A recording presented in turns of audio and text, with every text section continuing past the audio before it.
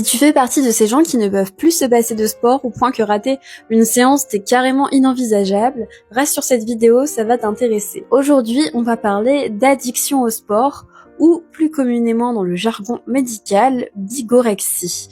Ce terme qui fait un peu peur dit comme ça signifie tout simplement le besoin incontrôlable de continuer à pratiquer une activité sportive en dépit des conséquences négatives qu'elles ont à la fois sur la santé physique et mentale de l'individu. Effectivement, le sport reste quelque chose de très valorisé d'un point de vue de la société, d'un point de vue de la santé, et dans cette vidéo, je ne vous dirai surtout pas d'arrêter de faire du sport. Au contraire. Par contre, je vous inviterai peut-être à réfléchir sur la façon dont vous pratiquez et à vous questionner sur le sens que vous mettez derrière cette pratique sportive.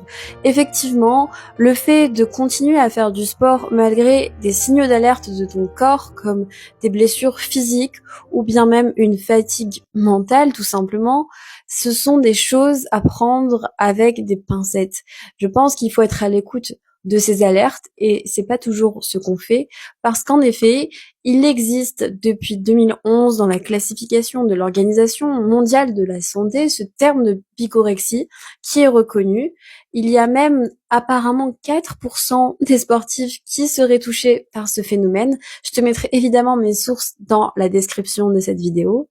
Et en fait, l'enjeu ici, c'est de se dire qu'il y a des personnes pour lesquelles le sport a pris une place tellement centrale dans leur vie qu'elle a délaissé toutes les autres sphères. Ça prend le pas sur la sphère sociale, ça vient empiéter sur le travail, ça vient empiéter sur la gestion aussi des finances, et ça grappille comme ça un peu toutes les autres sphères de ta vie sans que tu t'en rendes compte, et ça peut arriver. Tout comme une personne peut avoir une addiction à un produit, on peut avoir aussi une addiction à un comportement. Il y a des addictions aux jeux vidéo, il y a des addictions aux jeux d'argent et il y a des addictions au sport. Parce qu'en fait, ce qu'on recherche aussi à travers le sport, c'est cette décharge de dopamine, d'endorphine, toutes ces hormones du plaisir qui vont être larguées après ta pratique sportive et on peut finir par être en fait accro à ce sentiment de bien-être.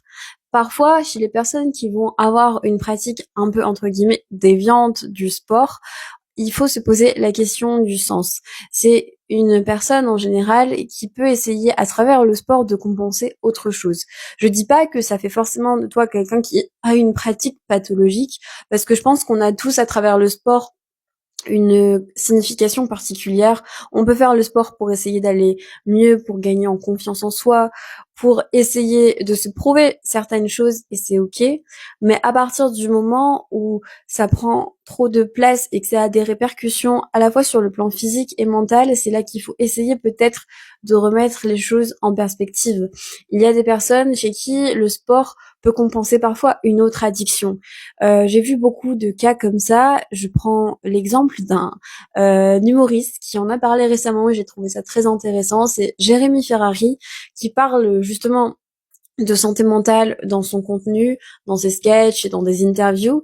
Et lui, il a été du coup atteint d'addiction à l'alcool à une période de sa vie. Et il a expliqué que il a beaucoup cherché à compenser pour s'en sortir à travers d'autres choses positives. Et c'est une des façons de faire, évidemment, mais qu'il a eu ce questionnement de se dire s'il n'était pas tombé dans un autre excès, parce que maintenant, effectivement, il ne consomme plus d'alcool, mais il a remplacé ça, entre guillemets, d'une certaine façon, par le sport. Je ne suis personne pour juger à quel point ça prend de la place dans sa vie. Je reprends juste ici ses propos pour vous donner un exemple et illustrer, mais c'est pour dire que parfois, le sport, même si c'est quelque chose de positif, à excès, ça peut aussi devenir dangereux et néfaste. D'ailleurs, pour parler de bigorexie un peu plus en détail, il y a un autre terme qui est dans les classifications aussi des troubles addictifs, des troubles mentaux. Il s'agit de la bigorexia nervosa. J'ai trouvé ça dans mes recherches. C'est un petit peu différent de la bigorexie simple. Cette fois-ci, ça rejoint un peu plus l'anorexia nervosa ou anorexie mentale sur un point, celui de la perception de son corps. En fait, il va y avoir des pratiques sportives qui vont être vraiment plus à risque de développer ce type de trouble. La bigorexia nervosa, c'est en fait plus marqué chez les garçons, c'est une dysmorphophobie, c'est-à-dire qu'on ne perçoit pas son corps tel qu'il est réellement, où l'on va croire vraiment de façon persuasive que notre corps n'est pas suffisamment musclé. Et on va toujours être dans la recherche du muscle. Et on va mettre en place des moyens qui peuvent nuire à notre santé pour justement toujours performer d'un point de vue esthétique et se rapprocher de cet idéal de muscle. Et en fait, un peu comme dans l'anorexie mentale, où cette fois-ci c'est plutôt la perte de poids qui est recherchée, aller vers un idéal qu'on ne peut jamais atteindre. Et chez ces personnes qui développent ce trouble, on va retrouver des comorbidités. Donc les comorbidités sont d'autres troubles associés, c'est la définition, comme par exemple l'usage de produits dopants. En fait, vous pouvez voir que à travers le sport, c'est pour ça que moi j'aime beaucoup ce thème-là et j'en parle un petit peu dans ma vidéo, on peut aussi avoir des comportements qui peuvent être plus à risque pour la santé. Donc j'essaye ici de te sensibiliser un petit peu. Je suis pas en train du tout de diaboliser l'activité physique, loin de là, je suis une grande adepte, mais je pense que j'ai moi-même été à des périodes où peut-être je jouais avec les limites parce que comme tout un chacun, parfois on essaye, je vous l'ai dit, d'essayer de se dépasser, gagner en confiance en soi à travers le sport, ou alors essayer d'aller mieux quand on a des périodes plus compliquées d'un point de vue de la santé mentale. Et le sport, ça apporte tellement de bien-être que parfois on peut s'accrocher à ça un peu trop fort. Donc, je sais aussi d'expérience que parfois basculer, ça peut aller très vite. Donc, je t'invite vraiment aussi à faire tes recherches de ton côté si ce thème t'intéresse, à consulter un professionnel de santé si tu as des questions, des doutes sur justement ce thème-là. Et surtout, prendre soin de toi.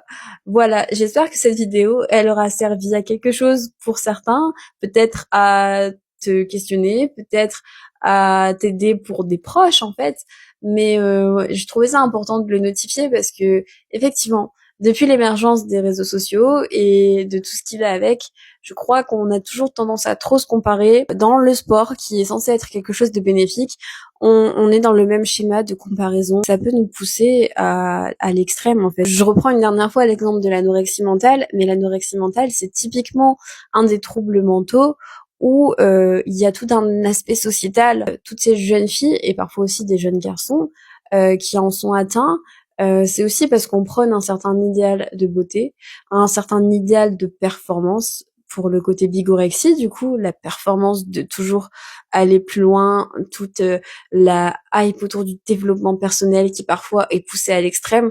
Je pense vraiment que ça peut avoir des dérives. Donc, j'espère que t'en tiendras compte et que t'essaieras de faire au mieux pour te préserver. Et sur ces bonnes paroles, je te dis à bientôt pour une prochaine vidéo.